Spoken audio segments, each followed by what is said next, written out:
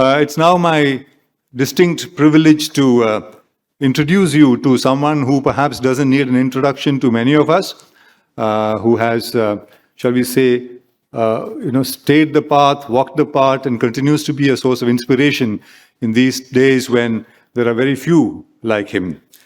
Professor G.N.Devy, currently Senior Professor of Eminence and Director of the School of Civilization, Somaiya Vidyavir University, Mumbai, has been a distinguished academic, writer, and public intellectual.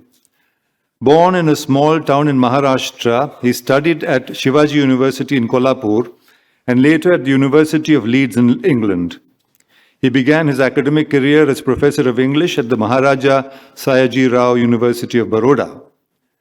During the 15 years of his academic life in Vadodara, he won several distinguished fellowships, but he soon gave up his university job to work with Adivasi communities and on marginalized languages. For doing this work, he established the Bhasha Research Center in Vadodara and the Adivasi Academy in Tejgadi on the border of Gujarat and Madhya Pradesh. Professor Devy writes in English, Marathi, and Gujarati, and has published over 110 impactful books in areas ranging from literary criticism, translation theory, anthropology, philosophy, history, education, and civilization studies. Many of his works have appeared in translation in Asamiya, Gujarati, Bangla, Hindi, Tamil, Malayalam, Marathi, Telugu, and Kannada. His first book in English, After Amnesia, published in 1992, received the Sahitya Academy Award in 1993. His first Gujarati book, Adivasi Jane Che, The Tribals Do Know, was given the Bhasha Bharti Award, and his first Marathi book, Van Prastha, or Entering the Forest, received 8 literary awards. The non-fiction works like A Nomad Called Thief, published in 2003, on the lives of the former criminal tribes, in inverted commas, criminal tribes, the profoundly philosophical The Question of Silence, published in 2016, and an original interpretation, Mahabharata, The Epic and the Nation, published in 2022, have received high acclaim. However, his most phenomenal contribution to cultural history is a People's Linguistic Survey of India, covering over 700 living languages of India and published in 50 volumes, for which he was honored with the Padma Shri in January 2014. Professor Devy's lifelong work of highlighting the linguistic diversity, his caution about the rapidly vanishing languages, and with them India's cultural federalism, his insightful understanding of Indian ways of thinking, and his selfless engagement with tribals and nomadic communities of India have brought him numerous lifetime achievement awards, as also the coveted Prince Claus Award from the Netherlands and the Lingua Pax Award in Spain. He has been an Obaid Siddiqui Chair Professor at the National Center for Biological Sciences, Tata Institute of Fundamental Research, and also an Honorary Senior Fellow of the Asiatic Society of Bombay. At the same time, he has been a lifelong crusader for freedom of expression, as we all know him. Last year, he brought out a co-edited volume titled Indians, Histories of a Civilization, covering the Indian part for over 12,000 years, and at present, he is engaged in shaping an ambitious series of volumes covering all civilizations of the world, with an international team of over 100 scholars to be published simultaneously in 15 languages of the world. That, ladies and gentlemen, is Professor G.N.Devy. I now invite him to deliver the Lawrence Dana Pinkham Memorial Lecture.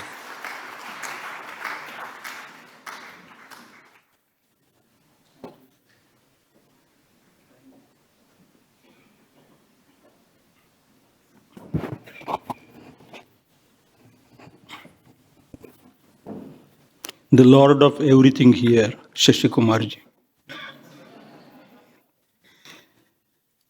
Trustees of the foundation that created this unique institution.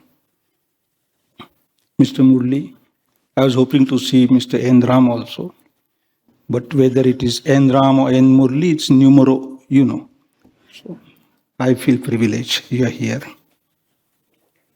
The eminent juries, Rahulji, Dr. Bhatia, and Amuji. Faculty, students of previous years, students currently studying here, ladies, gentlemen, and most of all, the members of the illustrious 2024 brand of this school. I cannot say how much I feel honored in being asked by you to come here and present to you my humble thoughts on media. I must also say that the lecture which I am giving to you is named after a very distinguished person. Lawrence founded the kind of course that was to be taught here, and the values ingrained in this institution, mainly progressive politics and liberal societies. Progressive politics has at its base the idea of justice and equality.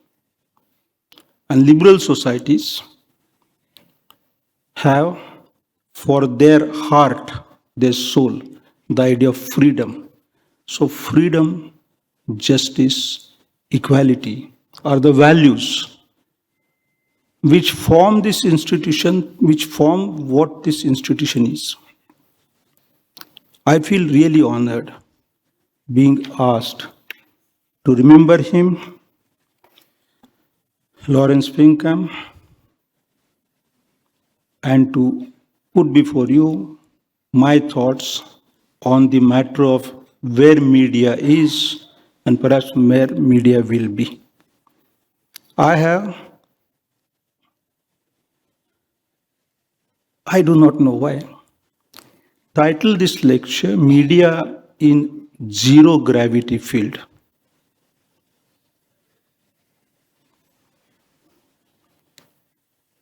And with a subtitle is The World Without the World. When I sent this title, Shashi Kumar, being Shashi Kumar, wrote back to me saying thank you for this enigmatic title. And you know what he meant. Thank you. When I think of media, with my love for languages, I tend to go back to the origin of the term, which is both in Latin and in Greek. And the Latin and the Greek term is median, that which is in the middle. If I bring an excess of love for language to this question, then I cannot resist saying that the Latin and the Greek related to Indo-European, Proto-Indo-European, a branch of which also later on, much later, Sanskrit had a similar word, median and madhya. I'm not saying madhya. Madhya is intoxicant. Madhya, the center, the middle. So there is this idea of the middle. But is the middle of what? Is the middle of what? There was, of course, the Greek philosopher, who wrote on Greek tragedies, saying that it has a beginning, middle, and end. But it's not this kind of middle. The middle is the middle between what,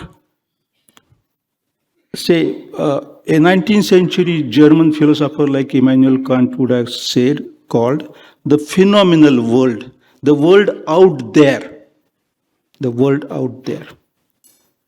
and the consciousness. So the world out there is what scientists describe as reality. The consciousness, of course, is the consciousness of those for whom media works. So the reality being brought to people, Mr. Murli, said, I found it very remarkable that there was a time when readers were at the center, though they were not paying, perhaps. So readers and the reality, there's something in between. Media is that middle, that which is between the receivers and the reality. This was its beginning. Its tangible beginning, one goes back to the German gazetteers, the French and the British trade bulletins, and also the famous pamphleteers who brought about the French Revolution in a way. Montesquieu, Rousseau, and they were known as pamphleteers, they were journalists of that time. So these gazettes, trade bulletins, then there were city-based newspapers. Sometime in the 19th century, the number of such little, we use the term little magazine, but I'll call little newspapers, went quite up to 5,000 to 6,000 in Europe alone. We had in our part of the world, Asia, a Hamaznama, there were Charyas. If some of you speak Asamiya, you will know what they are. There is Bakar. If some of you speak Marathi, you will know what Bakar is. Bakar is the opposite of Khabar. But Bakar is a kind of a report, but it's not report delivered the very next morning. There is some time lag. However, all these forms slowly, after the print technology becomes universally available, fall in a social space, creating a strong cultural convention or tradition, and acquire the form of an irreversible phenomenon. In the second half of the 19th century for us, in Bombay, this Gujarat Samachar starts at the close of the 18th, early 19th century. But by the second half of the 19th century, the newspaper was no longer a news in India. Some of them were monthly, and some were fortnightly, and some were weekly. But slowly, the daily newspaper, particularly in the wake of the First World War, the daily newspaper becomes extremely important. And what a wonderful contribution the newspaper made to Indian history. It's extraordinary. It's absolutely mind-boggling contribution. We are in 2024, about 100 years back, about 102 years, 103 years back, Ambedkar started his own Mukanayak. Now it's a news, it's a media of a kind. But the Mukanayak becomes foundation of a social movement which managed to challenge a convention of thought established for 2000 years. Media could bring about upheaval. Gandhi brought out Harijan, and Gandhi. Others like Aurobindo Ghosh, who's here in Pondicherry, was working in Calcutta with a newspaper, and after going to Pondicherry, he kept running his Arya. So many of the national leaders emerged out of media, and media emerged out of the national leaders. Media became the thought leader for this country. And it is this thought leader, I'm not saying just by itself, but with it having a centrality in things as they were happening, this thought leader, media, brings to us an idea of India which is based on values such as freedom and then the Constitution of India. a glorious contribution, a glorious contribution. If the Vedas and the Upanishads created the ancient classical Indian society, or if Tolkappiyam created the classical Dravidian tradition, media in modern times created an idea of modernity in India, an idea of India in modern times. But it did not continue the same way. You all know that. I do not know if some of you have seen a movie which appeared in 1951, American movie. It's called ACE, A-C-E. Don't hear my pronunciation wrongly. ACE, S in the hole. HOLE. See this movie, it's all about media. This movie is where a fellow is trapped in a little mountain under a rock, and a journalist goes there, finds, because his wife is running a little petrol station and a restaurant, a cafe there, finds that such a fellow is trapped. This journalist had almost lost his job, but this becomes the news. And instead of $20 a month, his fees go up to $1,000 a day for reporting it to New York Times, 1951. Do see this.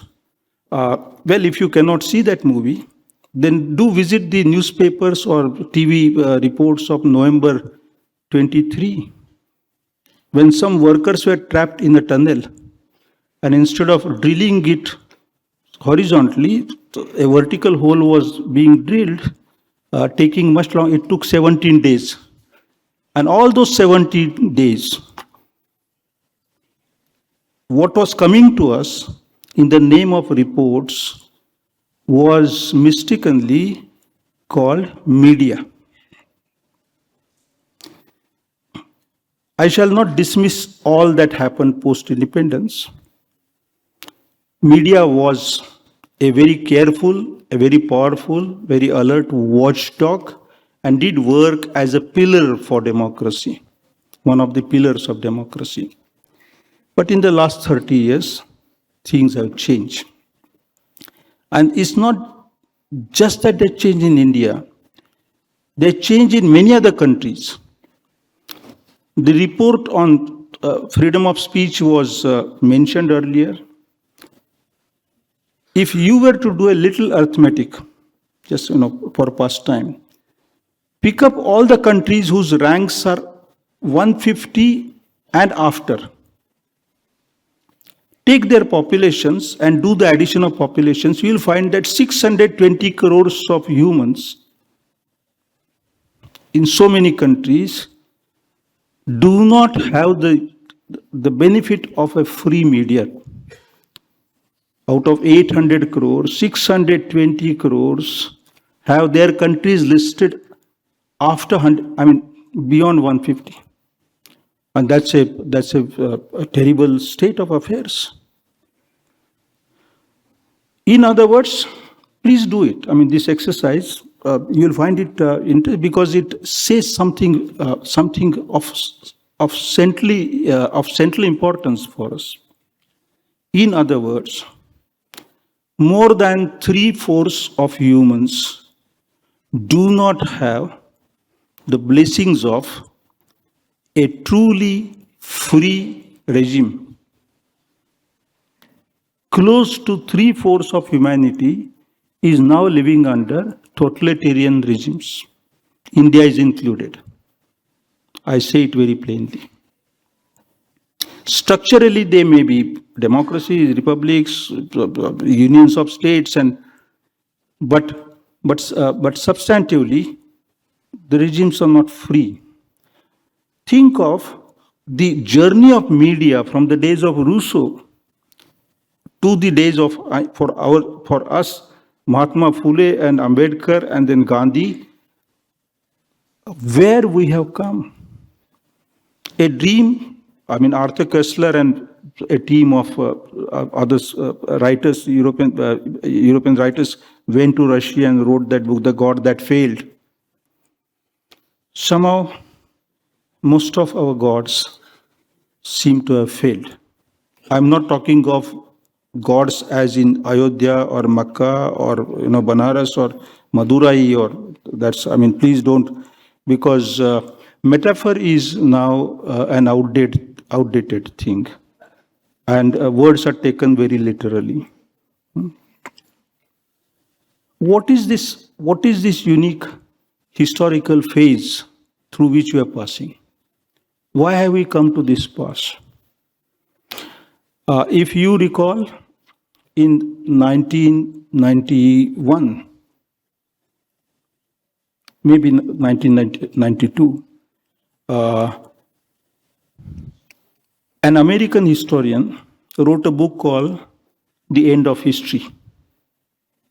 The End of History. His argument was that all that humans wanted as ideas have now already been accomplished. Therefore, where else will they go? What is the forward? There is nothing more to go, no way ahead. So we have now come to the end of history. Now, of course, 2 or 3 years later, a rejoinder came, and that was a rather tragic happening in the intellectual history of the world. Samuel Huntington wrote a book called The Clash of Civilizations. Think of those years. The Berlin Wall has been knocked down. Soviet Russia, perestroika, glasnost, it's dissolved. And suddenly the world has become unipolar. Suddenly the word poverty is no longer in circulation. Suddenly all the young people are told that they no longer have to have a shared beginning, a level playing field. All that they need to have is a tall ceiling, and whoever can jump that tall can go there. They're all free to, compete in the open space. Never mind if there is a platform supporting them down below. In that world where greed was legitimized as a moral value, giving it other names, very attractive names. Some of you will remember, but for those who much younger, let me say, suddenly new words started surfacing like transparency, accountability, etc., sustainability. But it was sustainability of the people who are making money on the basis of some problems. They were fake words. So a new kind of clash was imagined. It was not to be a clash between poverty and riches. It was going to be a clash between religions and cultures. That was Huntington's thesis.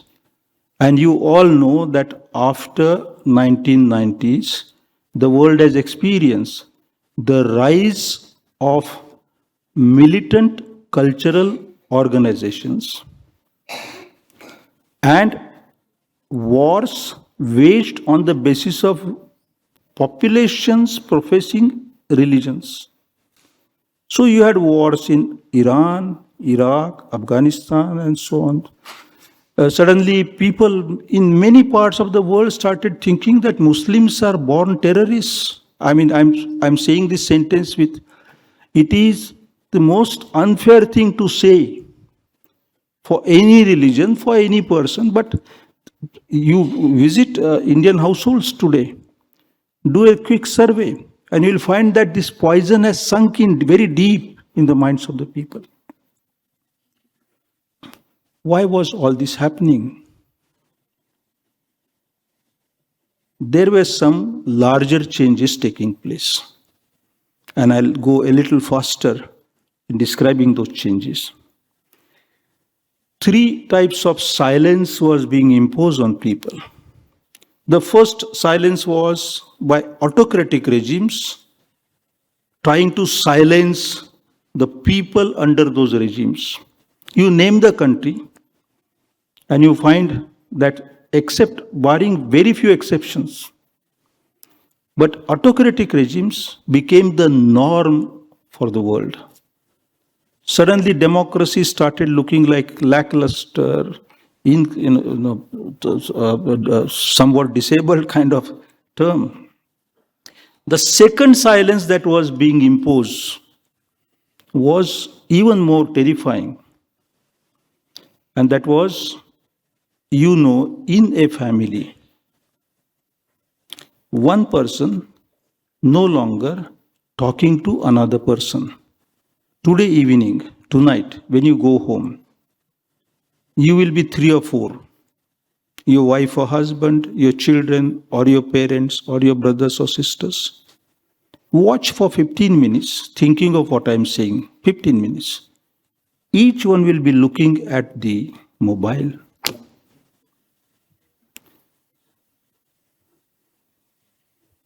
There was a time when I was a student in England, and when I traveled in trains, I found that people used to hide their faces in newspapers, but most probably they're reading those newspapers. Today, you travel in any train, you'll find that people no longer talk. They are absorbed, they're drawn into, they're being pushed into a world which is not real world, but it is described as virtual world. It's a world made of digits, not of material, not of matter as we understand in physics.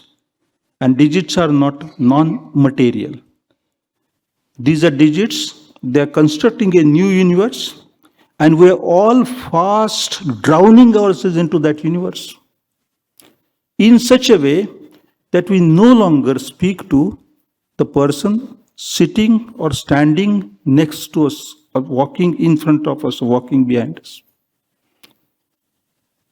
Silence is surrounding our social existence.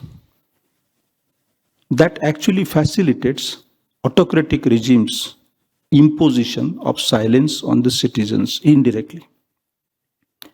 This virtual world, this cyberspace, or whatever you call it, perhaps connects us to all times at the same time. The past, future, and the present collapse together. It can perhaps allow us to travel outside the Earth atmosphere and the magnetic field of the Earth, get into other planets and so on. But that has created a new zone of silence. And that silence is surrounding us. There is a third kind of silence that dominates our life.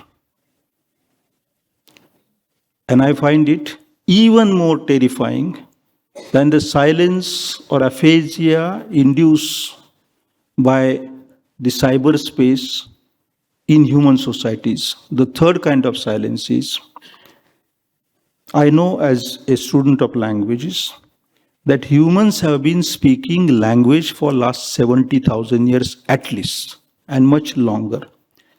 But for the last 70,000 years, ever since out of Africa man started wandering in all continents and settled, including in our part of the world and other parts of the world, humans could weaponize language.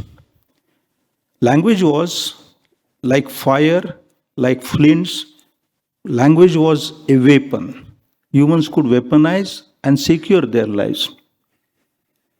Humans created new languages when they settled in different places. For instance, out of Africa, persons came here, and where there was food in plenty, like game, animals to hunt, and fruit, and to collect, and later, much later, agriculture, where there was food in plenty. Small clutches of people, groups of people settled, and they developed their earlier language into a new kind of language. So many languages flourished. At the moment, when I say at the moment, In 1990, when this new change was taking place, the world knew of about 7,000 living languages. The prediction is that in another 20 years, we're in 2024, by, some people are talking of 2047. I do not know what is going to happen in 2047, but I know one thing for sure, that about 2/3 of 6,000 human languages will have disappeared. Language death is an epidemic which surrounds us. Lot of research is done on this, why it is happening. In my written lecture, I refer to some of it, but very briefly I can tell you that the evolutionary biologists are saying that the human brain, which analyzes language, which relates to the world through language, uses a particular part of the brain. It is called the Broca's lobe. The human brain seems to have developed a fatigue in Broca's lobe. Just as when our ancestors were doing agriculture, they did not have fatigue in the spine. But ever since we started sitting on chairs and sofas and offices and urbanization, the spine has a fatigue. You don't like to bend too much. In fact, bending is an insult word today. It should have been a word of pride, but it's an insult. Aerobics is the nice name given for that now, when it is nice. So Broca's lobe has developed fatigue, and it is the prefrontal part, the cortex, that is analyzing the world through visuals, not through oral signals. What I am saying is, in a little while, maybe a century, maybe a century and a half, maybe 2 centuries, but not beyond that, humans will have stopped using language as they have used it for last 70,000 years. A new kind of silence is surrounding us. It is these three, the silence zones, the state against the society, the technology against social relations, social networking. Now we are wired together. We are not socially connected. And this language, which is disappearing very fast, very, very fast. The language crisis is as severe as the ecological crisis, climate crisis. Please mark my words. But it is in this atmosphere that media is changing its shape. Media, after all, is language dependent. What does the middle do? The middle translates the real into an intelligible word. This middle is today in zero gravity field because certainties about its own medium are disappearing very fast. Secondly, certainties of other kinds also disappearing very fast. Let me briefly describe. Just about 2 weeks back, Donald Dennett died, a philosopher, mighty philosopher, American philosopher. He belongs to a tradition of philosophy called the critics of consciousness. I don't want to burden your memory by mentioning names of who are the critics of consciousness, but they are of European extraction. But this branch developed more recently in America, last 30, 40, 50 years. His theory is that what we think is consciousness, chitta, idam mama, this is me, consciousness, is a myth. Now, I will not spend time on describing why he calls it is a myth. He's not trying to joke. He's a serious philosopher. But there are serious questions on if human consciousness is an entity or it's a belief. On the other side, let's go back by 100 years. Somebody like Higg, the physicist, the man who did chemistry and Higgs boson, the physics chemistry combined. I mean, he was saying, look, don't think this atom is as you think it is. It's much different. There's another field of energy behind it, is controlling, and he could not give evidence for that. He had proposed it, but in 2013, evidence was presented by a laboratory which could work on these elements, atoms, and the Nobel for 2013 was given to what is known as the negative matter. Now, let's not think of negative matter as negative as in logic, positive or negative. Think of negative rather in terms of photography, as photo and it's negative. It exists. It's not non-existent negative. It's an existent negative.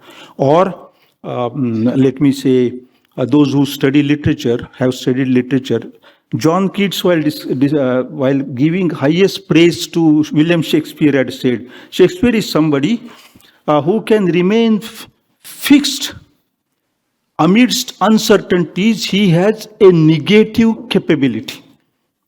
So he was talking about positive qualities, negative. So in that sense, negative matter.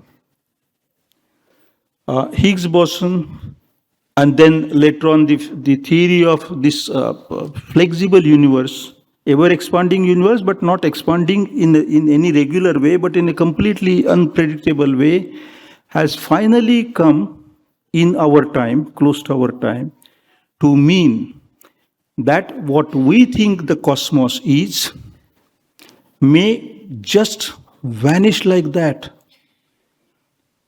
It won't take these 14 billion years since the Big Bang to our time, another 14 billion of 100 billion years, but it might just go away. Now, I will not get into those theories of physics and astrophysics and chemistry. All that I'm saying is, if the phenomenal world surrounding us, the cosmos, the universe, has come under scanner and has become questionable on one side, and if the consciousness has also become questionable on the other side, what will the middle do? The middle, the median, the madhyama was supposed to relate the real with the consciousness of the readers. But if both have become questionable, what the hell will madhyam do? What is the role of media? That question has been apart from all the legislation, all the rules and regulations that change about investment of companies into media houses and media houses investment in companies, all that is correct.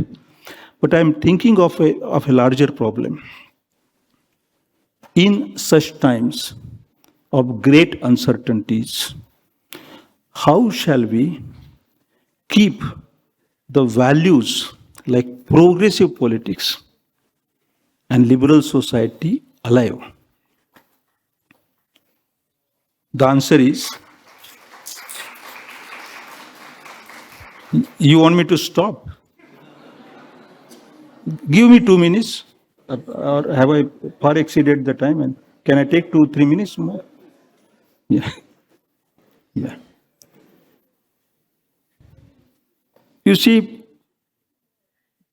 the mockery that we see today of what is truth in terms of post-truth, deep fake, real fake. I mean, there will be real fake, very genuine fake, deep fake, marginal fake, all that.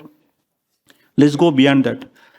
I think the role of media in future is to create new kind of certainties. Those certainties are not about fixed things, but about dynamic things. Dynamic things. If the cosmos is dynamic and not fixed, as it was once, described in some geometric figure or Newtonic physics, or let's think of creating. And when I say fixed, creating a fixed image of the cosmos, the universe, it simply means developing a full understanding of what it is. When the fullness of it is understood or it is understood fully, it becomes in a way fixed for us. It becomes a constant. Every constant is not steady. Most constants are moving, and yet constants are constants. Like our days are days and months are months and seasons are seasons. While the earth is moving, rotating around itself, revolving around the sun, still there is constant.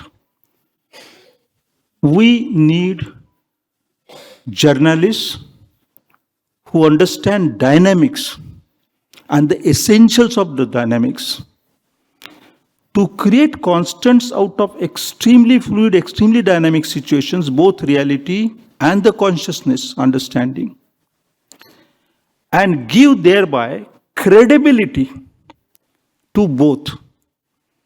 Today, the credibility of the cosmos is disappearing, the credibility of consciousness is disappearing. Consciousness is becoming a mere matter of fake surveys, opinion polls, completely fake opinion polls, not understanding complexities at all. We need to create credibility for the media to be there, but we do not have to create credibility for the media to be there. I am saying something different. I am saying, in order to create the credibility for the universe and in order to create credibility for human as human, we need media. It's a completely different role.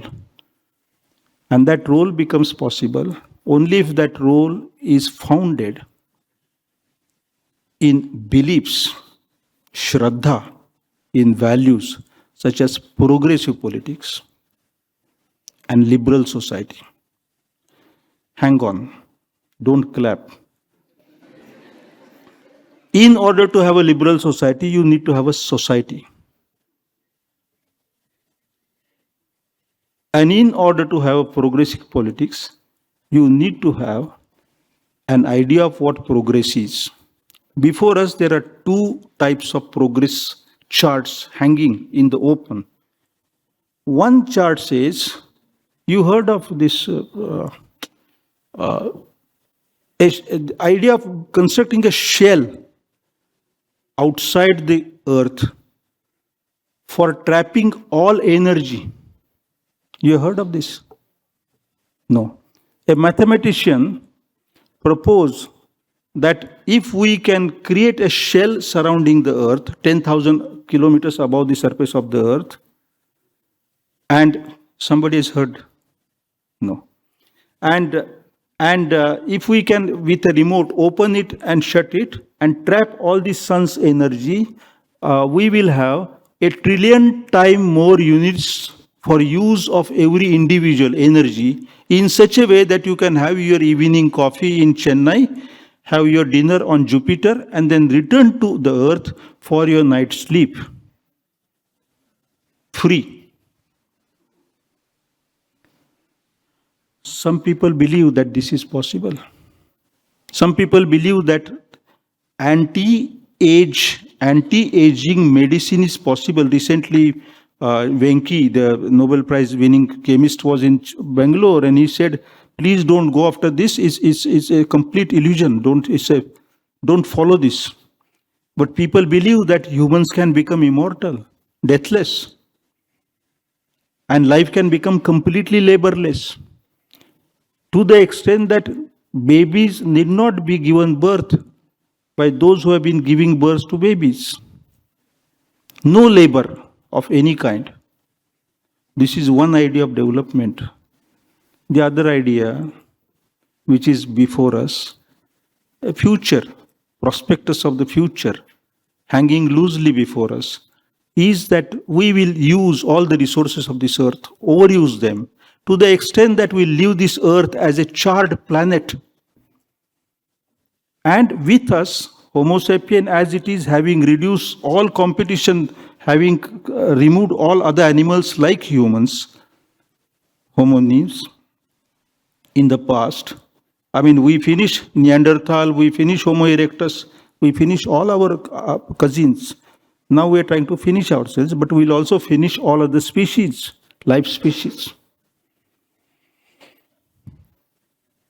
we don't know whether we will end up turning this earth into a all-enveloping graveyard, or we will become like Homo Deus, gods wandering in the space, outer space, with the use of this, trillion units of energy, which is available at our. I think media needs to bring humanity back to उसको भान पे लाने की, इंसान को सभानता देने के लिए माध्यमों की गरज है. Media needs to bring humans back to their consciousness. Sorry, conscience, not consciousness, conscience. Media today is and will have to play the role of the conscience keepers without any support from reality side, from consciousness of the readers. And that's a difficult role. It's a very challenging role, and I wish all those who are passing out and have received graduation tonight, I wish on their behalf, I'm not wishing anything for them, I'm wishing on your behalf good luck, to courage. Courage needs good luck. I'm wishing on your behalf desire to search for truth. Let me hope that the desire to search for truth and the courage to undertake that arduous task still continue to live in our world and do not disappear in the eerie silence of the cyberspace, which brings all the impossibles together as some kind of seeming possibility. I congratulate all of you, and I want to thank you again for not walking out of this hall and staying here till I said, though you did try to, clap once, but this time I won't mind if you did that. Truly yours. Thank you.